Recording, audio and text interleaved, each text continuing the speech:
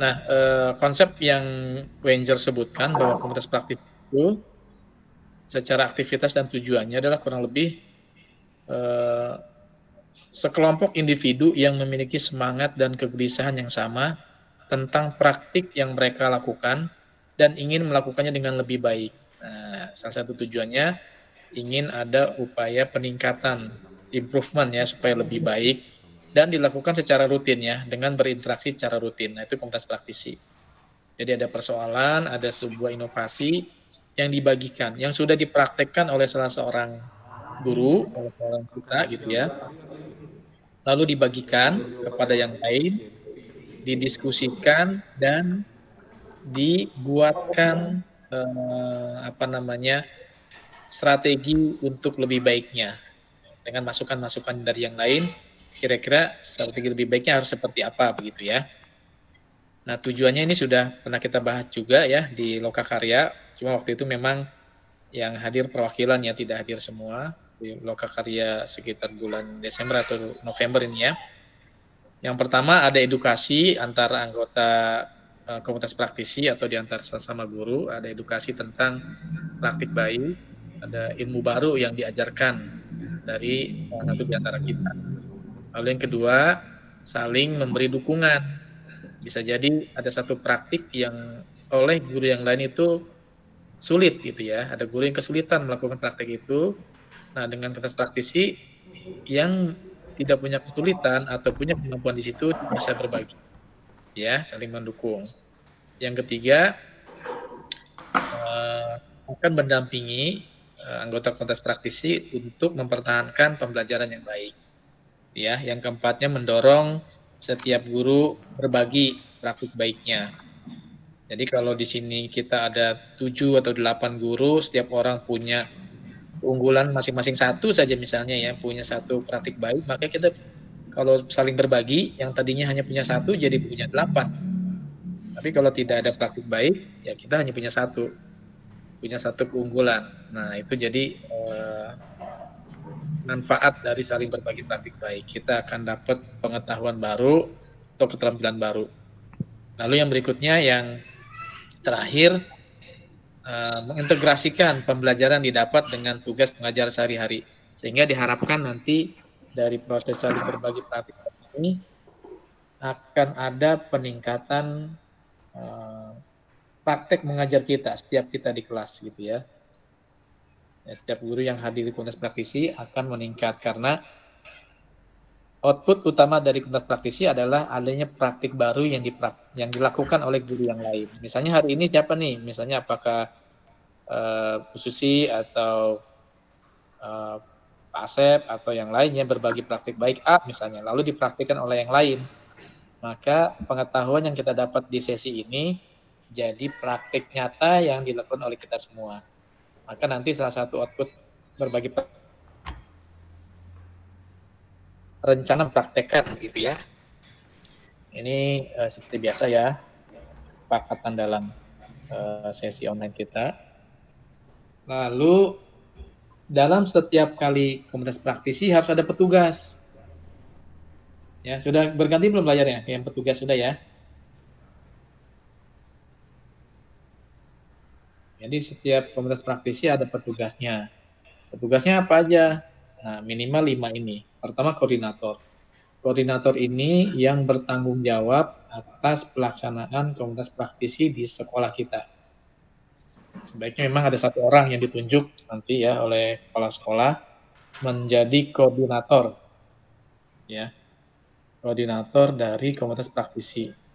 Nanti koordinator inilah yang bertugas mengingatkan siapa yang harus menyajikan atau berbagi praktik baik bulan depan. Ya, lalu membagi tugas ke guru-guru yang lain karena setiap komunitas praktisi ada tugas, ada petugasnya. Bulan ini petugasnya MC-nya saya, bulan depan harus gantian yang lain. Ini saya memandu untuk simulasi ya. Jadi ada MC-nya. Nah, koordinator inilah yang menunjuk, yang mengatur, menjadwalkan sampai memastikan ada dokumentasinya dan ada reportasenya, ada beritanya yang disampaikan ke apa namanya sosial media kah atau dokumentasi yang dimiliki oleh sekolah ya. Nah, petugasnya ada 5, koordinator 1, lalu kedua ada MC yang memandu berlangsungnya praktik baik. Lalu yang ketiga penyajinya 1 orang. Dan ini kalau kita lakukan terus tiap bulan, maka semua orang akan kebagian ya. Berbagi praktik baik misalnya 1 kali. Nah, yang keempat itu reporter. Reporter ini nanti dia yang merangkum semua kegiatan dan membuat semacam berita. Buat yang bisa dibagikan gitu ke semua orang, ke guru, ke orang tua siswa gitu ya, atau ke publik. Kalau sekolah punya website bisa dibuat beritanya. Ya berita umum saja dengan pola misalnya webinar itu apa sih kegiatannya, why, mengapa topik yang diangkat itu perlu, ya, sampai kapan dan siapa pesertanya. Kesimpulannya apa yang akan dilakukan selanjutnya, itu nanti disiapkan oleh reporter. Nah, ini nanti setiap kali pelaksanaan siapa yang jadi reporter. Dia harus mendokumentasikan, ada fotonya, ada bahan juga dia nanti sampai ke bahan itu. Bukannya peserta, dan kita akan gantian ya, jadi pesertanya akan bergantian setiap bulan. Hilang gambarnya ya, Bapak Ibu ya?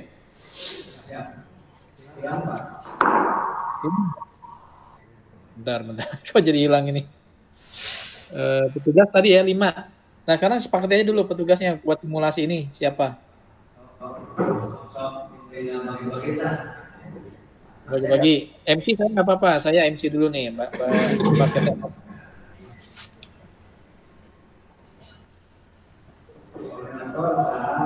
Penyanyi bisa Ibu Susi ini hari ini reportase tentang mereka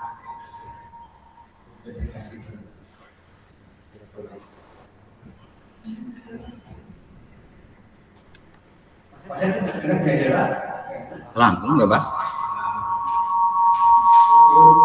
Yang hari ini penyanyi Pak Asep.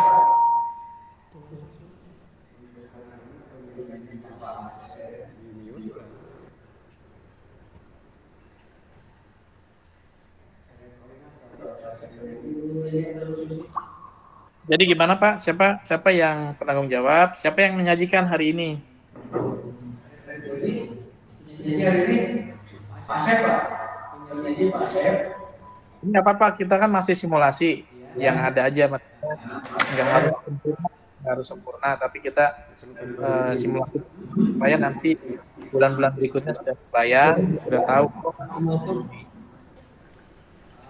Untuk penyaji Pak Asep Pak hari ini coba. Kemudian reporternya Tendi. Oh ya, Pak Tendi.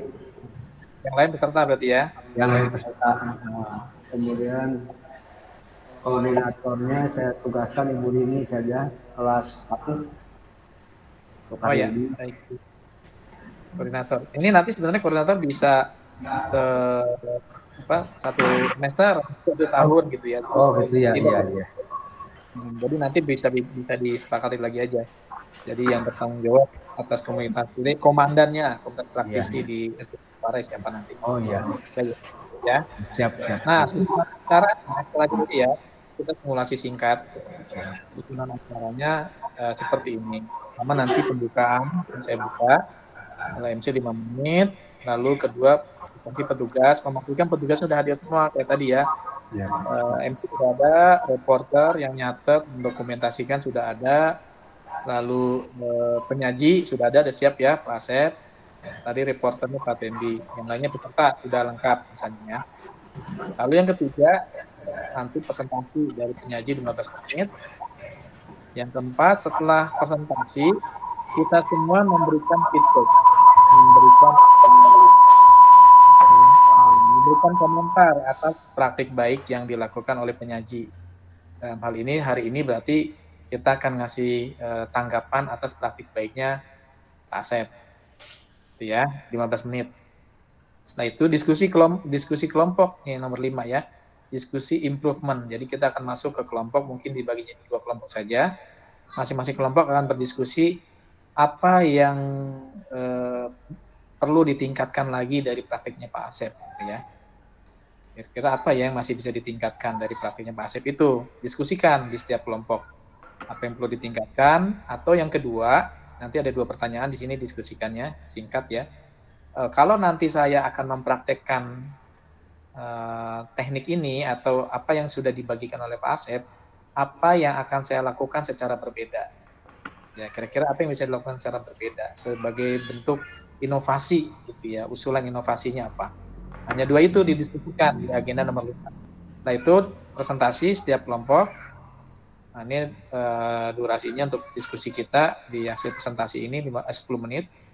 Setelah itu baru menyusun rencana aksi dalam bentuk setiap orang diharapkan mencoba apa yang dipraktekkan oleh penyaji. Rencana aksi ini singkat saja. Setiap orang akan melaksanakan kapan, lalu didokumentasikan dan nanti di komunitas praksi berikutnya disampaikan hasil praktek dari semuanya. Jadi praktik baiknya yang tadinya hanya dilakukan oleh 1 orang, dengan adanya komunitas praktisi ini berbagi praktik baik akan dilakukan oleh saya gurunya dituju oleh 7 orang gitu. Jadi akan semakin menyebar gitu ya kebaikannya ya, hal baiknya. Lalu refleksi dan penutup. Nah, sekarang kita mulai ya. Tadi sudah saya buka, kita melakukan simulasi komunitas praktisi di mana akan ada berbagi praktik baik ya. Dalam hal ini hari ini berbagi praktik baik akan dilakukan oleh Pak Asep Lukman. Ya, kita akan menyimak dan sama-sama memberikan balik dan nanti kita akan diskusi apa yang perlu kita tingkatkan dari praktek yang sudah disampaikan oleh Pak Asep. Selanjutnya sesi presentasi. Nah ini silakan Pak Asep, apakah sudah menyiapkan PowerPoint nggak? Siapa? Oh ya, silakan. Kalau bisa memang ada PowerPoint yang bisa ditampilkan juga, jadi nanti bisa terlihat. Tapi kalau sekarang belum siap juga nggak apa-apa. Saya serahkan ke Pak Asep. Silakan Pak Asep. Tapi mohon maaf sebelumnya. Ya. Ini mungkin saya juga tidak begitu persiapan secara matang. Nah, Ya. Karena kan pemikiran saya yang paling praktik baik ini yang difokuskan itu adalah komite pembelajaran untuk kelas 1, 2, 4, dan 5. Ya. Tapi saya nggak ada salahnya kalau kita mencoba terkait dengan praktik baiknya. Dan sebelumnya mungkin saya dari awal minta maaf dulu. Di sini bukan praktik baik Pak yang saya sajikan. Takutnya ini tidak baik sebetulnya. Tapi apakah itu baik atau tidak itu tergantung orang lain, peserta atau Bapak sendiri yang akan menilainya. Oh ini baik atau tidak. Saya tidak bisa menafsirkan ini baik tidak gitu Pak. Ya. Siap. Terus yang keduanya ini terkait dengan topik Pak. Saya ada 2 yang saya siapkan mungkin untuk secara mendadak. 1 terkait dengan pelayanan kelas atau pelayanan guru kelas, wali kelas terhadap siswa dan orang tua. Itu yang pertama topiknya. Yang kedua ada kolaborasi pembelajaran dengan guru mengaji. Jadi saya sedikit sulit nih, apakah yang pelayanan dulu atau yang kolaborasi dulu gitu Pak. Tapi kalau secara keseluruhan mungkin di awal mungkin saya akan bicara terkait dengan pelayanan kelas.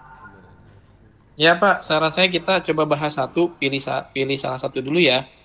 Ya, berarti saya ambil dulu yang pelayanan kelas dulu gitu Pak ya. Ya, yang lain Bapak Ibu setuju? Kita semua setuju nggak nomor 1 aja dulu? Gimana yang lain? Setuju ya?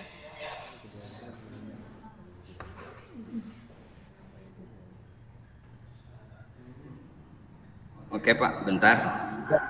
Sebetulnya ini saya membuat ini bukan untuk praktek baik sekarang gitu, tapi untuk saya sosialisasi dengan orang tua kelas 6 sebetulnya.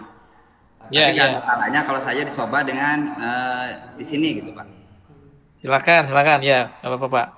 Enggak Pak Asep.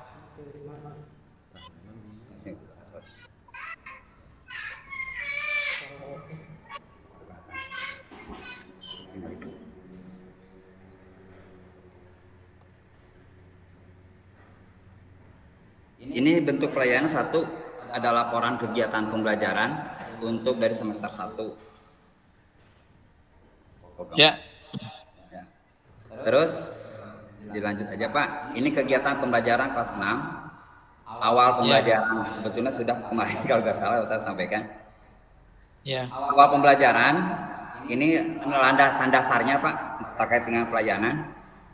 Awal pembelajaran motivasi belajar siswa secara keseluruhan di bawah 50% dengan indikator 1 kehadiran siswa per hari 60 sampai 70%. 2 tugas rumah 65% siswa tidak mengerjakan.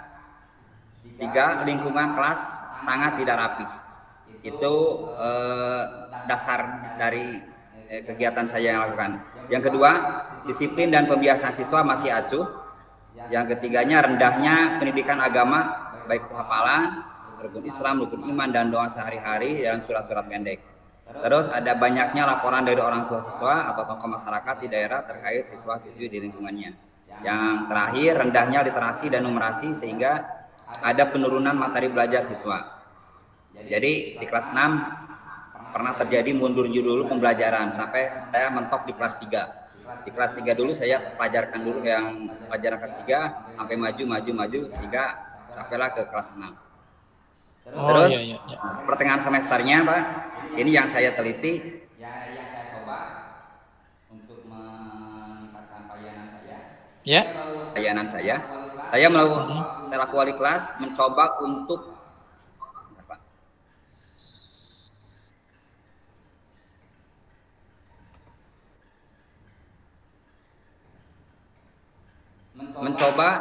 mengecek siswa di sekolah diniyah dan masjid. Itu pertengahan semester. Terus yang kedua, memberikan tugas terhadap siswa yaitu buku materi terkait peningkatan pengetahuan keagamaan. Yang ketiga, penekanan terhadap siswa baik tugas-tugas atau kehadiran. Yang keempat, pemantapan belajar siswa belajar matematika dengan materi penjumlahan, pengurangan, perkalian, dan pembagian. Itu di pertengahan semester. Terus yang terakhir, penekanan pembiasaan siswa, kerapian kelas, penampilan, kerapihan berpakaian, dan sikap. Menjelang akhir semester, yang saya informasikan sekarang, siswa mulai aktif dalam kegiatan pembelajaran di kelas atau tugas rumah. Siswa rajin untuk selalu hadir ke sekolah dan selalu memberi kabar sewaktu tidak bisa hadir ke sekolah. Siswa 90% ikut pendidikan di diniyah dan masjid dengan bukti menyerahkan rapot diniyah dan hasil komunikasi wali kelas dengan pihak guru mengaji. Terus tidak adanya laporan lagi baik dari orang tua siswa atau pihak lain terkait siswa kelas 6. Yang terakhir, sudah terbiasanya kegiatan literasi dan meningkatnya numerasi siswa dengan mengaktifkan sebelum belajar siswa membaca dulu dengan durasi waktu 5-10 menit. Itu menjelang akhir semester. Nah, terus bentuk pelayanan yang saya informasikan ke orang tua bahwa untuk mendapatkan nilai di kelas 6 ini ada beberapa poin yang diambil oleh siswa. Aspek yang ditilai sesuai dengan rekapan nilai sekolah penggerak, saya pernah baca-baca, ada kebiasaan siswa baik di sekolah atau di lingkungannya. Yang kedua, keterampilan siswa. Yang ketiga, asosiasi dan hafalan. Yang keempat, pemahaman dan konsep. Terus ada sikap, nilai, baik itu formatif, sumatif, dan tes sumatif. Terus moral dan keagamaan. Ini saya informasikan Pak ke orang tua dan siswa terkait aspek-aspek yang akan ditilai oleh guru di sekolah SD Negeri Ciparai, khususnya kelas 6. Jadi orang tua secara bersamaan dia mengetahui berarti yang akan ditilai itu ini. Gitu. Saya informasikan lewat grup WhatsApp. Terus saya juga menyampaikan terkait rubrik penilaian sikap dan keterampilan sekolah penggerak. Di sini ada saya mengambil dari rubrik penilaian dari kelas dari kelas-kelas lain. Kalau nggak salah ada lihat baik itu di Google ada untuk rubrik penilaian kelas 1, 2, ada 4, ada 5 gitu. Nah, saya ambil dan saya coba di kelas 6 walaupun belum sekolah penggerak, belum kelas penggerak, tapi saya mencoba untuk melaksanakan rubrik ini untuk diakumulasikan dengan rapot siswa.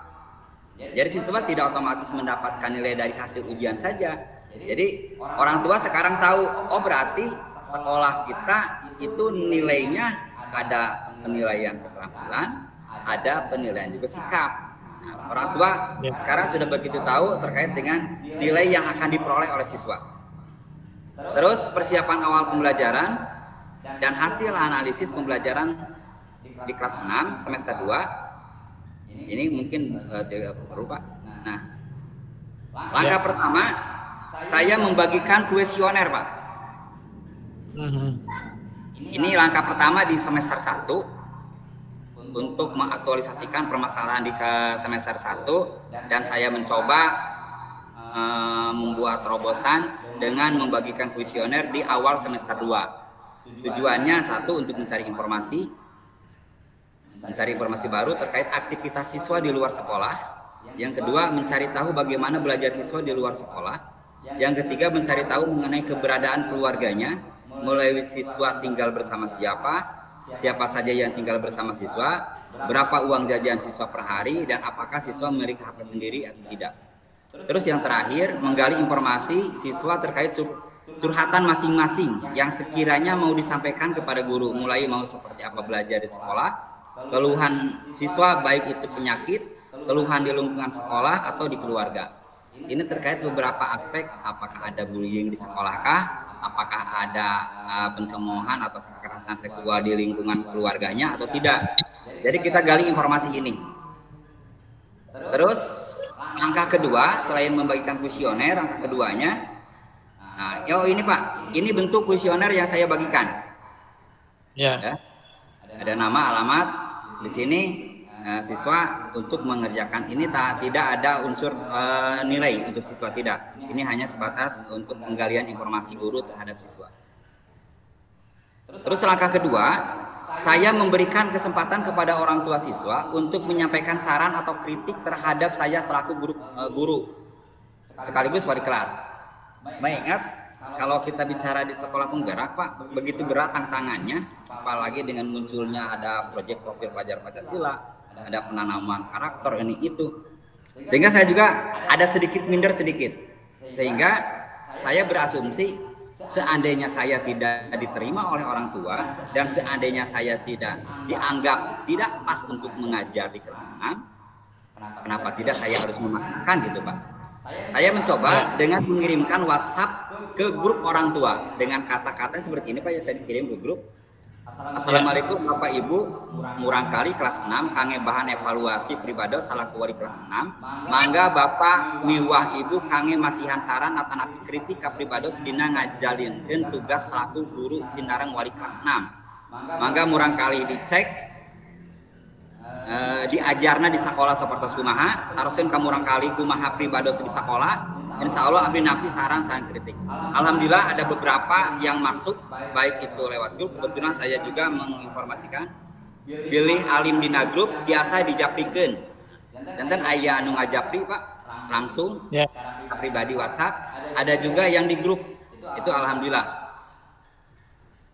Dan karena kita mempunyai kekuatan, apakah ada yang harus dievaluasi, alhamdulillah banyak sekali saran, banyak sekali juga ya, terima kasih alhamdulillah, sehingga saya juga ada semangat lagi.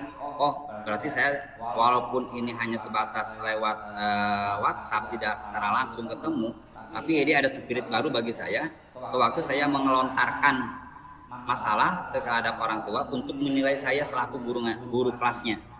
Takutnya orang tua tidak menerima kita, menerima saya pribadi. Ya, kalau tidak diterima oleh orang tua, buat apa saya harus mengajar memaksakan gitu kan, Pak? Terus di sini ada, oh maaf, ini langsung di sini, Pak. Ini di sini ada pembiasaan untuk kegiatan pembelajarannya. Jadi pembiasaan untuk diketahui, Pak, ini biasa di kelas saya berdoa, membersihkan halaman sekolah, tiket selalu membersihkan dan merapikan kelas, ada speaking, berdoa baik pas mau belajar dimulai atau mau pulang, pembelajaran kelompok sesuai dengan keinginan teman sebangku ditentukan oleh guru dan lewat permainan, ada presentasi individu atau kelompok, terus ada kolaborasi pembelajaran. Nah, ini juga masuk di sini, Pak. Nah, kebetulan ini presentasi ini untuk orang tua sebetulnya. Di sini juga saya sampaikan pembelajaran di mana pada jam pelajaran PAI mencoba untuk mendatangkan guru mengaji siswa untuk menjalankan materi PAI yang dibungkus dengan kegiatan Isra Mi'raj. Ini yang saya kemarin lakukan. Jadi kelas 6 mencoba sewaktu pembelajaran pendidikan agama Islam, kebetulan bulan ini adalah bulan Isra Mi'raj, saya dibungkus dengan mengundang salah satu guru mengaji di lingkungan sekolah datang ke kelas mengajar. Nah, saya selaku MC dan selaku narasumbernya Pak Ustadznya, dan alhamdulillah itu berjalan dengan baik. Dan saya juga mendapatkan support juga dari beberapa tokoh. Itu bagus kalau seandainya rutin, apakah setiap 1 bulan sekali katanya atau 1 minggu sekali. Mungkin saya belum dilontarkan juga ke Pak KS.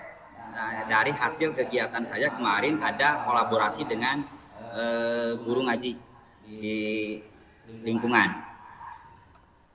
Terus kesimpulan dari yang saya sampaikan, Pak, kelas 6 mengawali pembelajaran dengan diawali pembiasaan, pembelajaran yang berdiferensiasi sesuai dengan paradigma baru, memanfaatkan fasilitas sekolah yang ada. Kelas 6 mencoba secara perlahan untuk sadar akan aturan sekolah seperti apa dan mencoba untuk mentaatinya. Terus selanjutnya aktif pembelajaran selama 5 hari untuk kelas 6, Senin sampai Jumat, dan hari Sabtu digunakan untuk kegiatan lain seperti kegiatan ekstrakurikuler bagi yang mengikuti atau kedepannya pengayaan untuk kelas 6. Terus ada membuka ruang komunikasi pembelajaran baik di individu atau kelompok lewat media WhatsApp. Jadi kelas 6 sekarang, Pak, walaupun di luar jam kerja, di luar jam pelajaran, terkadang malam atau sore ada orang tua yang ngechat, ada siswa yang ngechat ke WhatsApp terkait dengan tugas atau dengan pembelajaran siswa di kelas. Terus setiap 1 minggu sekali guru menyampaikan perkembangan anak, Pak. Ini mungkin yang saya lakukan di semester 1 terkait dengan permintaan orang tua. Setiap 1 minggu sekali saya menyampaikan perkembangan anak dengan menyampaikan nilai rata-rata siswa, nilai pengetahuan keterampilan, penugasan dan sikap, dan diinformasikan juga kepada orang tua siswa sebagai bahan laporan perkembangan anaknya. Jadi setiap 1 minggu sekali kelas 6 menyampaikan hasil belajar siswa kepada siswanya dan menyampaikan juga kepada orang tua lewat grup WhatsApp. Dan ini contohnya, Pak, saya sudah menyediakan, mohon maaf, saya tutup dulu yang ini.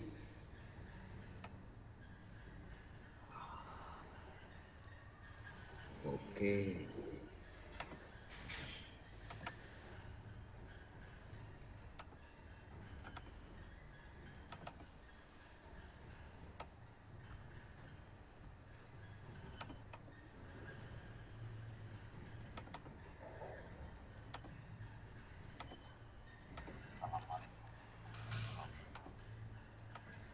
Ganti file ya Pak Asep ya? Pak, muncul nggak? Ya, muncul. Wah, warna-warni kayak era perpendidikan ya. Lanjut, Pak. Nah, ini adalah video tentang menyampaikan hasil belajar anak per minggu. Jadi ada anak yang turun, ada anak yang naik. Nah, ini video yang saya sampaikan ke orang tua. Terus saya juga menyampaikan ini lewat ini, Pak.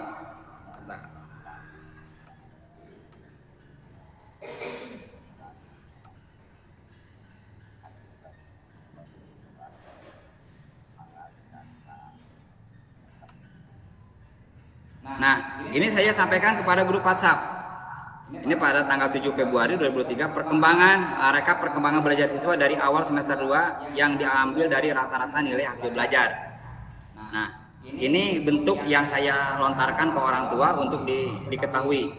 Adapun yang saya kerjakan untuk laporannya, sering sekarang itu saya mendapatkan telepon dari orang tua terkait mau tahu perkembangan anak apakah sekarang naik atau bagaimana. Dan saya sudah mencoba ini, Pak. Yang tadi saya diinformasikannya seperti begini. Nah,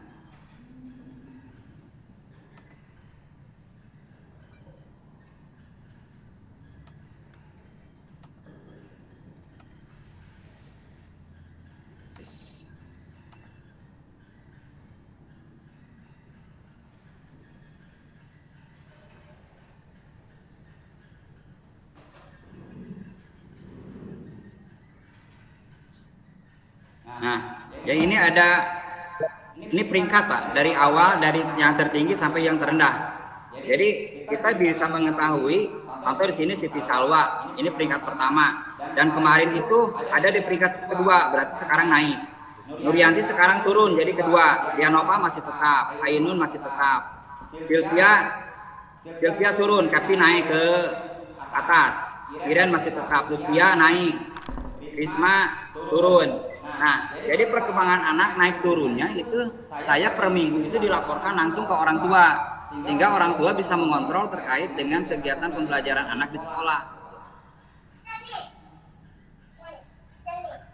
Mungkin itu Pak pelayanan kami di kelas 6 terhadap siswa dan orang tua. Itu saya bisa menyatakan itu praktek baik, tapi itu mungkin hanya sebatas pengalaman saja yang dilakukan di kelas 6. Bagaimana saya menginformasikan terkait dengan nilai, bagaimana saya bisa mengambil nilai, bagaimana saya memberikan ruang terhadap orang tua supaya orang tua tidak canggung. Soalnya sekarang banyak orang tua yang mau bicara ke sekolah itu seakan ragu, kaku gitu Pak.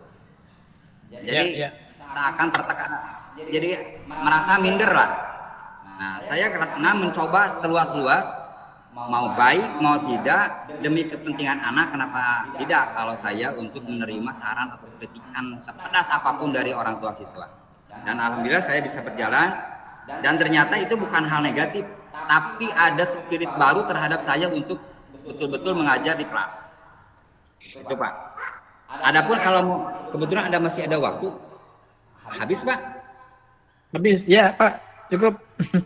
Ya Pak, Baik, terima kasih Pak Asep, luar biasa berbagi praktik baiknya ya. Kita kasih plus yang keren nih buat Pak Asep nih, keren nih. Menurut saya ini udah dahsyat ya, walaupun kelas 6 belum masuk ke program sekolah penggerak, tapi praktik baiknya ini sudah sangat kurikulum merdeka ya, sudah mengimplementasi kurikulum merdeka, sudah menjalankan salah satu program strategis di sekolah penggerak, yaitu membangun kemitraan antara sekolah dengan pemangku kepentingan. Salah satunya yang paling penting adalah orang tua siswa, membangun kemitraan, dan ini kemitraannya langsung pada aspek kegiatan pembelajaran ya. Nah, programnya tadi dari Pak Asep adalah layanan ya, layanan pembelajaran dengan membuka komunikasi yang secara terbuka, secara mudah ya, bisa diakses oleh orang tua, itu dilakukan ya.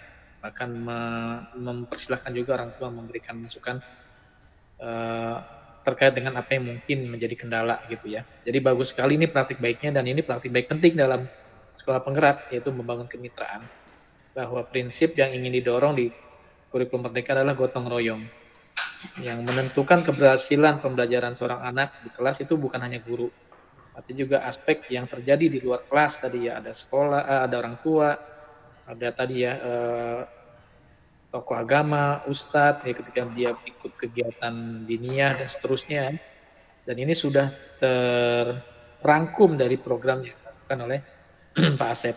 Nah, selanjutnya kita akan masuk ke mata acara memberikan umpan balik atau feedback ke Pak Asep. Sekarang setiap orang coba kasih komen dari yang prakteknya Pak Asep seperti apa. Nah, ini ada sedikit panduan memberikan feedback. Bentar ya, saya tampilkan lagi layar yang tadi, file yang tadi ya.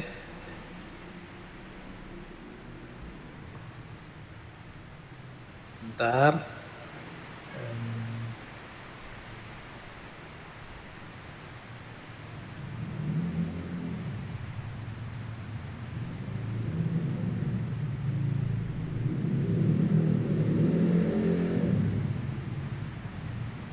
Nanti kita lengkapi ya. Jadi saya sekarang posisinya sebagai MC, nanti akan saya lengkapi ini. Sudah muncul ya Bapak Ibu? Sudah Pak. Akan nanti setiap orang menyampaikan apa yang pandangan Bapak Ibu semua. Dan ini untuk kebaikan bersama. Karena kita berharap hal baik yang sudah dilakukan oleh Pak Asep bisa kita tiru bersama-sama. Ini nanti akan jadi kualitas yang bagus ya, satu yang bagus di sekolah. Nah, kita feedback dengan buat ada namanya positive feedback ya. Positive feedback itu kita mengapresiasi hal yang sudah bagus yang dilakukan oleh penyaji ya. Jadi silakan ada 3 panduannya memberikan feedback memberi feedback. Pertama, beri tanggapan pada hal yang sudah bagus biar kita tidak salah fokus. Jadi jangan melihat yang kurangnya, karena kita ingin mencontoh kan, ingin juga melakukan hal baik yang sudah dilakukan oleh Pak Asep. Maka berikan apresiasi atau tanggapan pada hal yang sudah baik. Lalu beri tanggapan secara spesifik. Jadi jangan misalnya, oh Pak Asep bagus, pokoknya yang dilakukan Pak Asep udah keren. Itu kan nggak spesifik, yang kerennya yang mana, yang bagusnya yang mana. Ya, misalnya kegiatan aktivitas menyajikan data gitu ya, Pak Asep tadi yang pakai data tuh, ada data, bahkan ada surveinya dulu spesifik. Nah, berikan contohnya ya, contohnya tadi ada surveinya, ada instrumennya. Jadi memberikan masukan, dan itu akan bermanfaat buat semua, tidak hanya untuk yang dikasih ya, dalam hal ini adalah Pak Asep, tapi semua jadi tahu hal baiknya apa saja dan pada aspek apa yang spesifik. Kalau kita lihat ada yang kurang, misalnya dari yang kita rasa yang sudah dipraktekkan ya oleh Pak Asep, kita bisa tambahkan konstruktif feedback, umpan balik yang konstruktif, yang membangun. Jadi bukan sekedar mencari kesalahannya atau menunjukkan kekurangannya. Pak Asep kurang bagus di sini ya. Kalau mencari kekurangan, kesalahan, semua orang bisa. Karena kita komunitas praktisi, maka hal yang kurangnya itu kita sampaikan dalam bentuk yang positif, yaitu dikasih saran. Misalnya kita lihat ada yang kurang, misalnya apa? Misalnya kayaknya bagi saya ini berat gitu ya. Mungkin kalau Pak Asep bisa kasih yang lebih ringan misalnya gitu. Jadi dalam bentuk saran-saran gitu ya. Nah, itu bentuknya konstruktif. Nah, bagi Pak Asep saat menerima feedback itu juga ada 3. Pertama, ya apapun masukan, pandangan seperti Pak Asep lakukan ke orang tua siswa ya, diterima aja. Walaupun ada yang belum pas, misalnya, saya nggak kayak gitu sebenarnya, tapi ada pandangan yang kurang pas, ya kita evaluasi. Mungkin ada hal yang kurang tepat penyampaian kita atau penginformasian, hingga dia mendapatkan informasi yang kurang tepat juga gitu ya. Tapi kita terima sebagai sebuah ketulusan bahwa orang udah mau ngasih masukan itu berharga sekali. Berarti dia peduli sama kita kan. Nah, bahkan kalau perlu ucapkan terima kasih dan jangan didebat gitu ya. Terima, dan itu akan jadi positif.